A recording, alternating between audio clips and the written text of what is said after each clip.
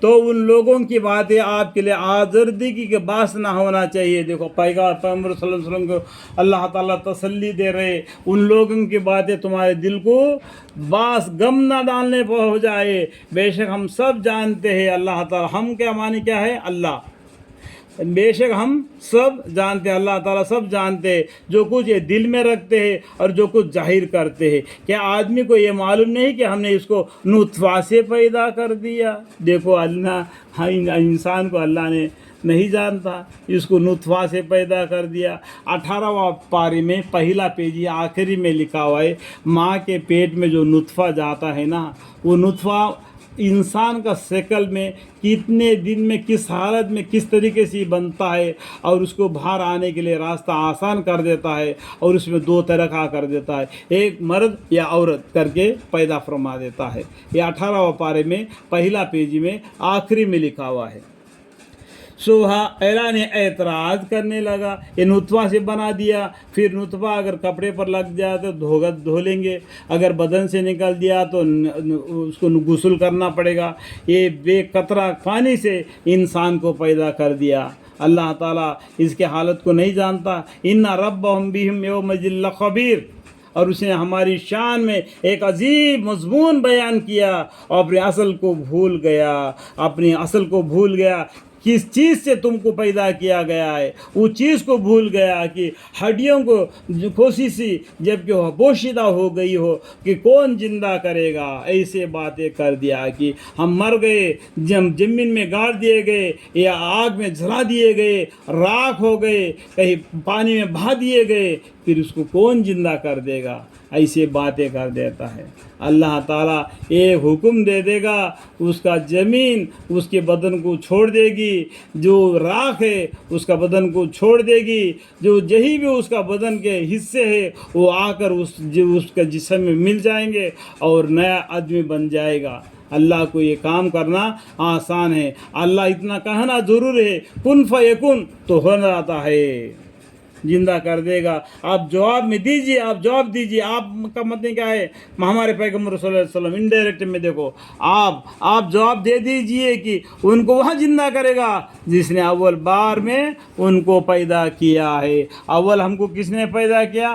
اللہ تعالیٰ نے پیدا کیا. مٹی سے آدم علیہ السلام کو, اور ان کے بائے پسلی سے حوا, دادی ماں حوا کو, اور ان سے نسل پیدا کیا نطفہ سے. یہ سب اللہ کو معلوم ہے جو جس طریقے سے پیدا کیا, اور وہ سب طرح کا پیدا کرنا جانتا ہے.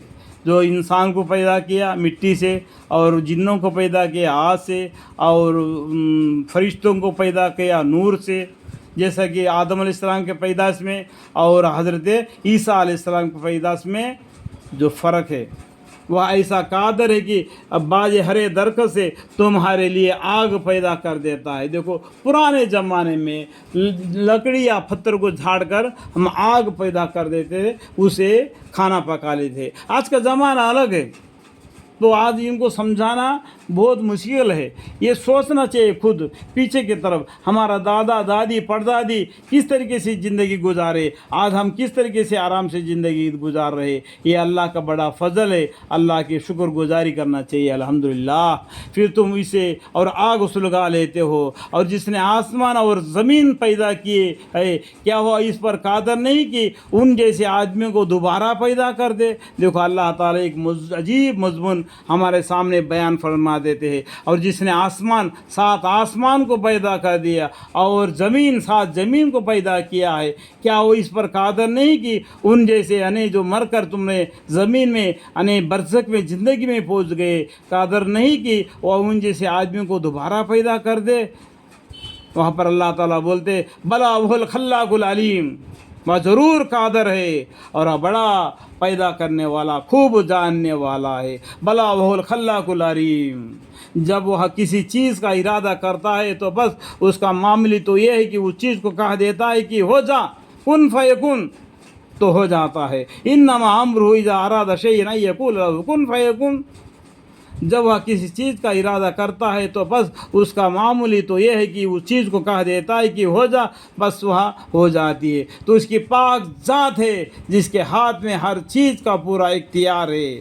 اللہ پاک ذات ہے جس کے ہاتھ میں سبھی کا احتیاط ہے، اب تو اس کی پاک ذات ہے جس کے ہاتھ میں ہر چیز کا پورا اختیار ہے، اور تم سب کو اسی کے پاس لوٹ کر جانا ہے۔ اس سے ڈر کر دب کر اپنے اللہ کے سامنے کھاندے جھکا کر گردن جھکا کر اپنا زندگی بسر کرنا۔ واتقوا اللہ واتیون، جو پیغمبروں نے کیا بتایا، کتنے بھی پیغمبر آئے سب سے پہلا انہوں نے یہی بولا واتقوا اللہ واتیون، تم اللہ سے ڈرو، اللہ سے ڈرو، میرا کہنا مانو، میرا کہنا مانو۔ یہی بات جتنے بھی پیغمبر آئے دنیا میں یہی بات کہا کر چلے گئے۔ اس سے آپ سوچنا چاہیے، سمجھنا چاہیے، ہر مسلمان کو علم حاصل کرنا ضروری ہے تاکہ اس کو عمل کرنے میں آسان ہو۔ اللہ تعالیٰ سب کو توفیق ہدایت دے، اور خاص کر کے مجھے، میری بیوی، میرے بچے، میرے پورے خاندان وسیلہ تا قیامت نسل با نسل، نسل با نسل، ان سب کو توفیق ہدایت دے۔ آپ کی رحمت، آپ کی فضل ہمیشہ ہم پر رہے تا قیامت تک، اس گھر میں، اس گھر کے پر، میرے اولاد کے حق میں یا اللہ محض آپ کے فضل و کرم سے، حضرت محمد مصطفیٰ صلی اللہ علیہ وسلم کے صدقے تحفے سے، قرآن شریف میں سورہ یاسین لکھا ہوا ہے، یاسین شریف کے برکت سے میری دعا کو قبول اور منظور فرما دو مالک، آمین ثم آمین، والحمد للہ رب العالمین۔